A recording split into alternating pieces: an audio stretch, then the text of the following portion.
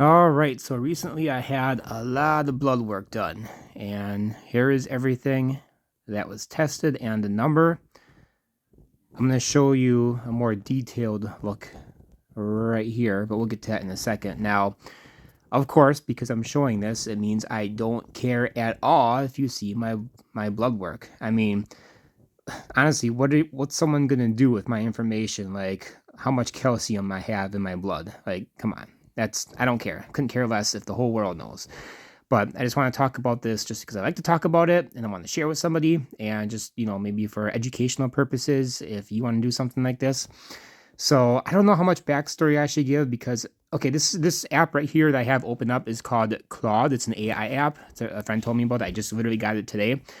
I put in all my information, a lot of background stuff before I gave the labs. I just wanted to get its opinion. I was doing that with what's the other one I use? Gemini, Google Gemini, and doing a lot of stuff with that, and gives you pretty good information. And both of them are quite similar, but this one gives you a lot more information. This app, so yeah, I'll come back to what it kind of did for the breakdown. But first, let me just go here and let's take a look. Yeah, there's no personal information here that you're gonna see. You already know my name, so. Anyways, maybe I should share some background information real quick. Now I know you see some red here, my cholesterol. It has been a little bit high in the past, but my doctors are okay with that. Now, I should mention too, this is through Quest. Quest Diagnostics is a whole story how I ended up with them. It's because I complained about this before. Doctors, they don't test for things that they should test for, such as vitamin D or your hormones, stuff like that. I think that should be part of your yearly exam. So they won't do a lot of that stuff. So you have to go out of the way, jump through a lot of hoops, and I did have to do that. And I ended up with Quest. Long story, but lots of frustration, lots of problems, especially with the Quest website. It's not that great, but if you know what you're doing, you can figure it out. Takes a while to get the results back, but I got it finally. There's like 57 different things right here. I counted them all. Now, some of those things aren't an individual test. Like some of them will be like the Z score, for example. That's figured out, with all the other information or whatever. So it's not necessarily 57 different separate tests from the 9 vials of blood that I provided. I think it was like 8 or 9. But anyway, I gotta say though, when I did give the blood, this was April 1st. Like I didn't feel anything. Like really, that was like crazy how little I felt compared to my normal doctor's office. But yeah, so I already have, some of these numbers are not a surprise at all.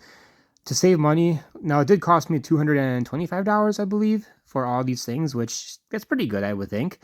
But to save money, I'm like, well, I just had some of these things done before, like not even like 2 months ago. Can't we just use these? I'm working with a company. It's called Rejuvenate, I believe, in Florida. I think there's more words to it, but whatever. That's a whole other thing. Maybe we can talk about it another time. But I'm just trying to optimize my hormones. That's kind of the main reason why I wanted to know where I'm at to begin with. I just want to see. I just want to know. I had to fight to get my total testosterone checked 1 year and 2 months ago. Now that doesn't tell you the whole story. When I originally thought or was getting my testosterone checked a year and 2 months ago at my normal doctor's office, I thought it was going to be the full panel.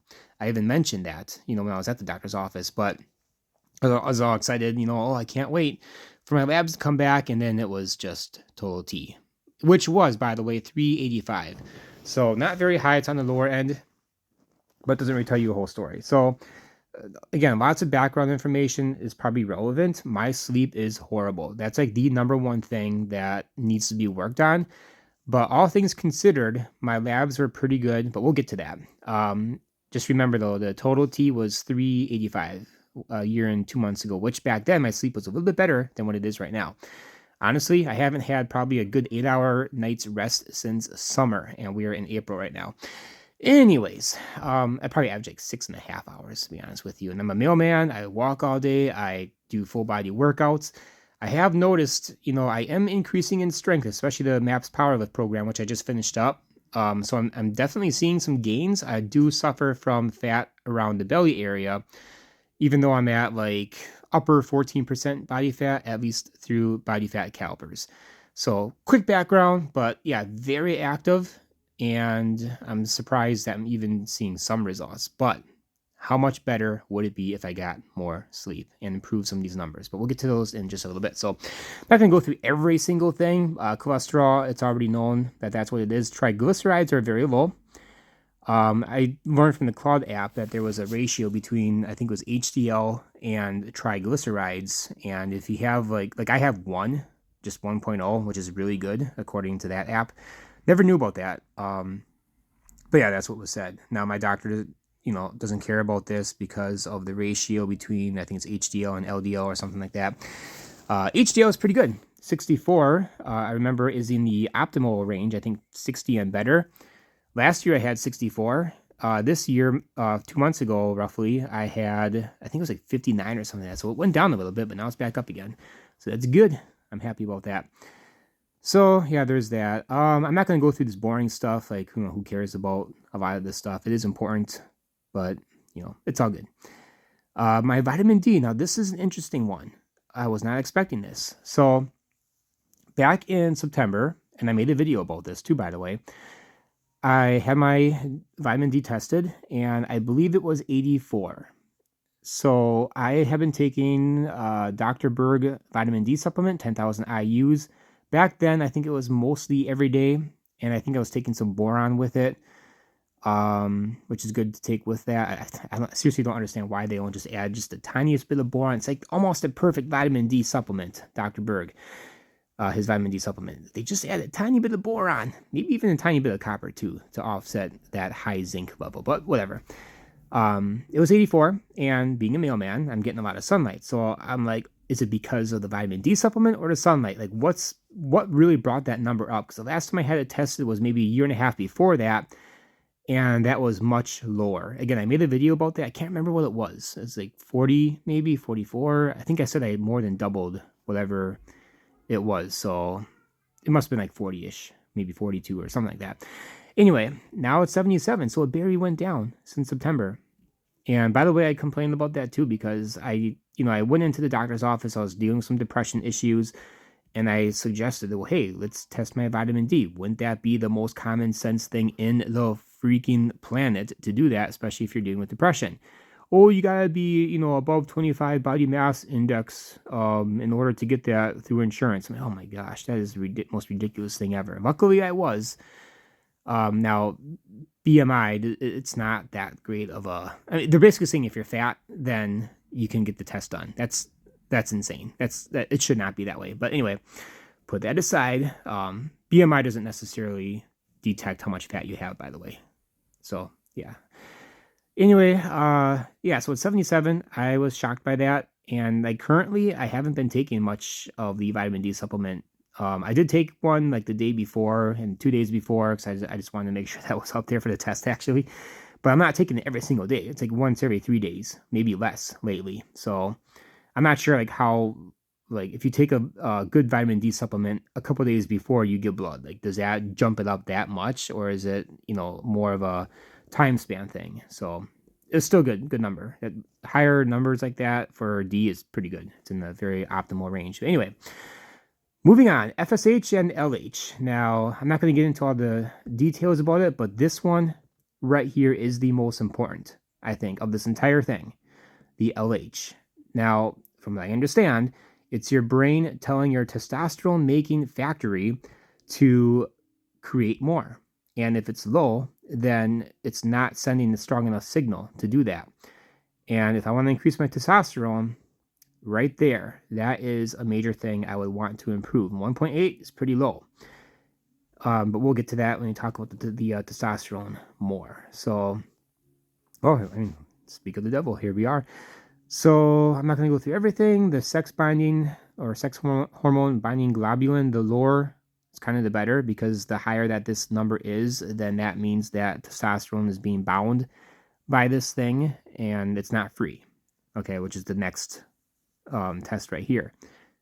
Or not, excuse me, 2 more down. and mine was 70.8. So it's actually kind of low. That's another thing that can be optimized. I was taking boron, about 6 milligrams, which is around the range you'd want to take to increase that. The free testosterone, but I haven't really been taking it much lately. I kind of wanted a good baseline as well, so I'm not sure how much that may have affected that. But right here, total testosterone. Now, last year, remember, 1 year, 2 months ago, I was at 385. Now it's at 464. So, and I'm getting less sleep. Like, believe me, I know I'm getting less sleep than I was back then. Somehow it went up a little bit. Could it be my supplement regimen, maybe, that produced that? Not really sure. So that was interesting. Bioavailable testosterone, I don't think I've ever really heard of that one before, but maybe, increasing that number, of course, would be better. So, yeah, this LH is the most important thing. And according to AI, sleep, or the lack thereof, is the major driver of this. And even my blood sugar, if you go back to that, oh wait, no, we haven't even gotten there yet. Okay, we'll get there when we get there. Iron is kind of just below the middle of the road. The IGF-1, now this I believe can be optimized as well. And according to, I think it was like Gemini, maybe Claude said the same thing, but 0.2 is good, I guess, all things considered. And then just some of the more boring stuff that you would get at a typical doctor's visit. This one right here, I believe, is estrogen related. So, yeah, take that for what it's worth. Homocysteine. Now, this one's interesting.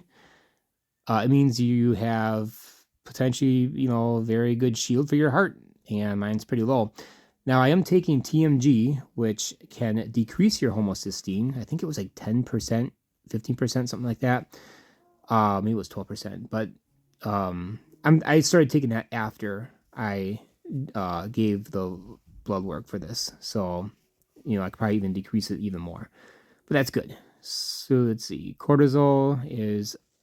Claude said something about that. Like, it should be a little bit higher that early in the morning. It was a 12-hour fast. And that number should have been a little bit higher if you want things to be optimized. This DHEA sulfate, we'll get to that because I'm going to go to what Claude said about some of these things. And then some thyroid stuff. Gemini said something interesting about the T3 free. If I remember correctly, something about the engine burning a little too hot. It would be better, more ideal if it was a little bit lower than that, I think. I'll have to go back to that. PSA stuff is normal, pretty good. And my A1C, so that's 5.6. It was 5.6 about 2 months ago at my normal doctor's office. Where's the glucose? Did I just skip past that? That was 109. Now what's interesting is that for the last maybe 15 years or so, here we go. The last 15 years or so, I have always been in the red, over 100, except for one time. That was 99. So just barely. Everything over 100 is red. It's flagged. Not too high usually. My test last year was pretty high because I remember I ate like a big bag of gummy bears or gummy worms like the days leading up to the test, which is probably what did it. I think it was it could have been like 170 something or whatever. My A1C has been creeping up over the years. It's at 5.6, one more 0.1, and it is going to go into pre-diabetic territory. So I got to keep an eye on that, but again, sleep, that affects that. So then this is just information about the different tests. But yeah, let's go to what the AI said. I don't know if I want to read the whole thing or not, but... and by the way, the goal of this is mostly just to see where my testosterone was at, how is it working for me, and just all the relationships between the different things that were tested are. Yeah, so, obviously for gym reasons, building muscle, building strength, losing belly fat, which is very important for me, even though I'm at upper 14%, 15%, whatever, it all stores in my belly, and that's all to do with sleep, I'm predicting or assuming. Anyway, lipids. Let's see. Total cholesterol on 256 looks high on paper, but your pattern tells a much better story. HDL is 64, or L64 is excellent. Triglycerides is 63. are outstanding. Your trig to HDL ratio is about 1. That's nearly ideal and strongly suggests the large, fluffy, less dangerous LDL pattern. Your cholesterol HDL ratio is 4.0, which is acceptable. And I'm like, just acceptable? Come on, can be better than that. Not superb. LDL of 176 is elevated, but in the context of everything else, your doctor is right not to be alarmed. So I gave a lot of context before I listed the labs. Sugar, fasting glucose is 109, is above optimal. Ideally, anything under 100 is better or good. A1C 5.6 confirms a consistent, slightly elevated pattern. Not diabetic, not even officially pre-diabetic, but trending in a direction worth reversing. Sleep is almost certainly a major driver here. This is the one idea I take more seriously or most seriously going forward. Kidney, metabolic, that's all good. Liver, I like how it says that your liver is happy at the end there. All right, let's get to the hormones. This is where it gets nuanced. Total T of 464 is in range, but modest for your age and activity level. However, your SHBG, and by the way, every time I see that, it's kind of funny. Remember American Idol? There was, I don't know, was he like a Korean guy or some Asian guy? He sings that song, She Bangs, She Bangs. when I see SHBG, that's what I think about right there. Sorry, I just have to say that. It's just funny. But your She Bang is of 28 is on the lower side of normal, which actually works in your favor. Lower SHBG means more testosterone is available to your tissues. Your free T of 70.8 is bioavailable T of 145.6 are both solid and more meaningful than total T alone. So functionally, you're doing better than 464 suggests on paper. Estradiol of 24 is well balanced relative to your testosterone, good ratio, no signs of excess aromatization. LH of 1.8 is on the lower end. LH is the signal your brain sends to tell your testes to produce testosterone. A low normal LH with a mid-range total T could suggest your hypothalamic pituitary axis is a little suppressed. Sleep deprivation is a known cause of this. FSH of 4.3 is fine. DHEA of 258 is on the lower side for a 41-year-old active male. DHEA is a precursor hormone that supports testosterone and overall hormonal vitality.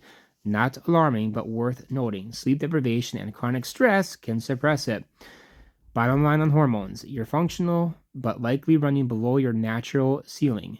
Better sleep could meaningfully move total T, free T, LH, and DHEA all in a positive direction without any intervention. Cortisol, total cortisol of 13.4. The interpretation of this depends heavily on what time blood was drawn. I mentioned later how it was in the morning. I'll just read that part later on. Thyroid, it looks good. Vitamin D, it's great. Optimal range. IGF-1, worth discussing. So let's talk about it. That of 153 with a z-score of 0.2 means you're right at the average for your age and sex. IGF-1 reflects growth hormone activity, muscle repair, and anabolic signaling. For someone with your training age and activity level, you might expect this to be a bit higher. Sleep is the primary driver of growth hormone release. This is another number that would likely improve with better sleep. Now, I just want to mention, because I kind of said it before, the z-score, I think it was Gemini, when they talked about it, they said that was pretty good. So, that's why I kind of want to get multiple sources, even of AI, to tell me, what it thinks and to put all this stuff together. Let's see, there's a flag here. Hemoglobin 16.7 is also high normal, or the hematocrit. So those are kind of on the higher end, it looks like.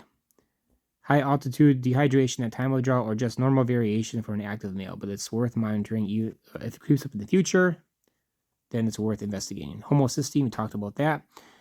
My vitamin B12 could be helping it, it said. PSA is fine.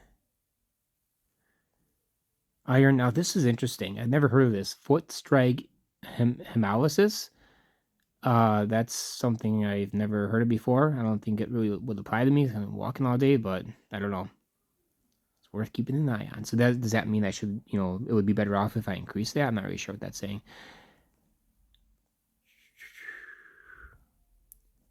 You're functioning well despite the sleep deprivation and chronic physical stress, but you're likely leaving a significant amount of performance, body composition, and hormonal health on the table. And that is what I need to work on. And this is why I wanted to get this test, so now I know. The single highest rate of return change you could make right now isn't a new supplement or a diet tweak. It's getting 7.5 to 8 hours of sleep consistently. The labs suggest your body is capable of more. It just needs the recovery time to express it. And then I mentioned the 12-hour fast, the cortisol. It says right here, morning cortisol should naturally peak between roughly 6 to 9 a.m. in what's called the cortisol awakening response, blah, blah, blah. You'd ideally want to see something closer to 15 to 20 plus. At 13.4, yours is within the reference range, but on the lower end of where it should be at peak time. So then it talks about chronic sleep deprivation. The glucose of 109 after a 12-hour fast is more significant than it might seem. A truly clean fast glucose should ideally be under 100 at 109. After 12 hours with no food, that's your baseline metabolic state, and it confirms the A1C story. Sleep is almost certainly the biggest culprit.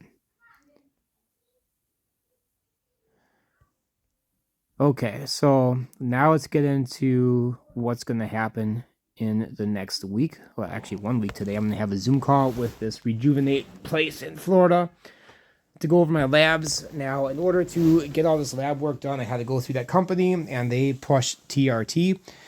And that's not really, I am intrigued. I will be honest about that. I am intrigued, but I would rather maintain the natural status, even if it, some people need it, right? But I don't know if I really want to do that. If I do that, I'll be honest with it and discuss it on my channel. I was watching some videos over the past couple of days of people taking TRT, how they inject it, and oh man, I don't know if I can do that. But I am intrigued. I am curious what that would feel like and be like. People say, oh man, such a game changer. The person that told me about this company, he's a local guy. He said that it changed everything for him, more energy. And, it's intriguing because I want better everything. I want better fat loss, more muscle, energy, skin, just everything that would probably come with it. But, what I should do is be more conservative about it and try to do it naturally. But there is something called enclomyphene, and that raises your LH. So I'm not sure if that is considered, are you not natural if you take that? I'm not really sure about that. But what I'm thinking of going into this, or as I go into this, like they'll probably push both of those because that's what this one guy takes that I've been talking to. And they're often paired together because you don't want your body to stop its own natural production. I believe that's why one would take that with TRT. But how about, and I asked the Gemini app that, can you do this? And yeah, you most certainly can, is just to try this out for a little while. If you want to back out of it, it's much easier than backing out of TRT. And, I have to think about cost here as well. I don't have, $300 to spend every month or whatever it might be. So, maybe it's something I can, try down the road. I am tempted. Like, I just want to know what it's like to be on TRT. Like, how much better could I possibly feel? But hey, let's work on sleep right now. Hey, let's work on increasing my LH. And even if I have to take this medicine to help that, just bump that up a little bit and then getting more sleep. That would definitely drive my T levels up by a lot, I am sure. So that is where I'm at right now. One honest caution. These TRT clinics are businesses, and TRT is their primary revenue model. That doesn't mean they're wrong or unethical, but go in informed and don't feel pressured. Your labs don't scream TRT necessity. They suggest optimization potential through multiple pathways. A good provider will acknowledge that. your morning struggle, low normal cortisol, modest testosterone at peak morning draw, low normal LH, and suppressed DHEA all tell a coherent story of a highly stressed, under-recovered system that's very different from primary hypogonadism, where TRT is clearly indicated. So, I mean, yeah, these numbers are pretty good, all things considered. Especially that's what Gemini was saying. But shoot, now I got kicked out. Yeah, this whole Quest app, I've had so many headaches with it, but they can certainly do a better job with their website. It's kind of funny because I was looking at some Mind Pump videos, and this kind of pops up right here, talking about TRT benefits, risks, and lies 2 months ago. This is Mind Pump clips. Testosterone. I'm not gonna play the whole thing right now, but they're answering a live caller's question, and I only got that far, so I don't know all of what they have said yet. But yeah, Mind Pump clips. Check that out. And that one was just that'll be pretty easy to find. See, it's already right there. Right here.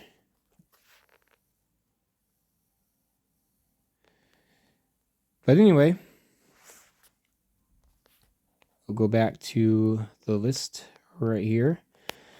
Yeah, this is $225 to get all of these tests done. And they said that, you know, depending on what I do, if I do work with them and am put on TRT, or maybe even just the, how do you pronounce it? Enclomyphene. That I don't have to get everything tested again, but some things I'll have to get tested. So just to kind of see where my numbers are at. I'm curious though to see what would happen. Again, I need to check and see if the e-drug, as I've been calling it, especially on the Gemini app, because you know voice to text doesn't always work either. But and it understands. But yeah, the e-drug, is that still a natural status that I can maintain if I take that, even just for a little while? Like I want to increase these numbers. Optimize a few things. There's a few things I could optimize. And it's got to start with sleep. Sleep is very important. The Mind Pump guys talk about that all the time. And I hear it all the time and I understand it. But I just like to procrastinate when it comes to sleep. But I know I can do better. And it would be healthier for everybody. Last night was a terrible night. I had maybe, 5 hours of sleep. Maybe less. That was a special occasion, though. It was just a bad night for various reasons. But, oh, man, if I would get 8 hours of sleep every night, just imagine. Not just what my numbers would be at, but how much of a transition my body would have made by now. Yeah, sure, I'm seeing progress. I don't look too bad shirtless, especially with a pump. But, man, and when I was doing the powerlifting program, like I've seen some progress with that. It was pretty good. But I would have gotten more sleep. My supplement game is probably pretty good. It's probably what's holding everything together, to be honest with you, or at least somewhat. But yeah, I need to do better. So anyway, just wanted to share that. Tell me what you guys think down below. If you had any similar experiences, or what you've done with TRT or not TRT, or just whatever. I would love to know. I'd love to have a discussion. That's one reason why I made this challenge, just because I want to talk about it. I want to learn with you guys. I'm not an expert by any means.